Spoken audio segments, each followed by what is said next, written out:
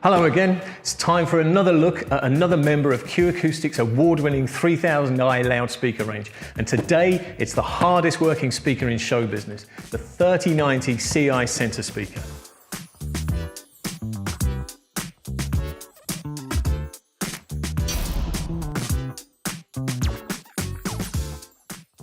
What we've got here is a graphite grey model. So you'll be pleased and relieved to hear that I've lost virtually no fingers. So let's find out what's inside. Instruction manual, of course, all the important specification that you want to know about your speaker is in there. There are some bung ports towards the bottom here. Now, center speakers are a bit of an unusual shape, and it's not always the easiest to get them out of the box on your own. You might want to have a friend help, but no one involved in making these videos is prepared to help me. So I'm going to do it on my own. And there we are. Reasonably elegant in the end, I thought. So it's packed in polystyrene, of course, because the contents may have settled during transit.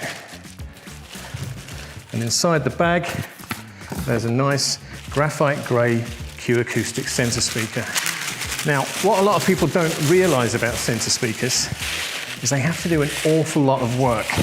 If you've a DVD or a Blu-ray soundtrack that's been mastered into 5.1 surround sound, then anywhere between 60 and 80% of the entire soundtrack is going to come through the center speaker. Certainly all of the dialogue and all the most important stuff that way.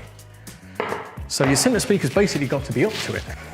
So if you've been sensible enough to establish a surround sound system using 3010Is or 3020Is or even 3050Is if your space is big enough, then you need a 3090Ci center channel.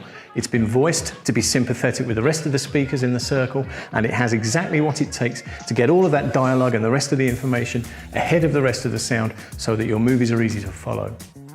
Okay, so up front there is first and foremost a nice shiny Q Acoustics logo which needs exposing.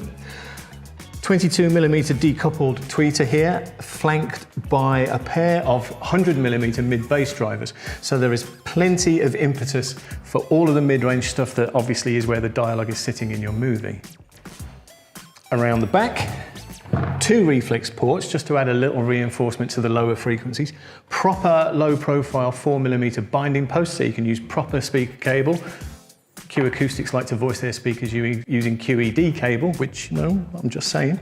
And then you have the cabinet, which like the rest of the 3000i range, is beautifully curved, really nicely finished, and frankly feels a great deal more expensive than the speaker actually is.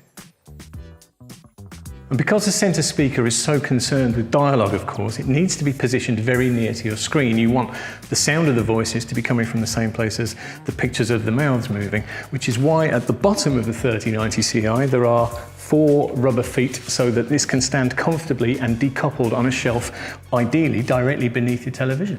So if you need to know more about the Q Acoustics 3000i range and specifically the 3090Ci, or you want to know how to establish a 5.1 surround sound system and which speakers will be best for you to do that, then you just need to check out the Q Acoustics website.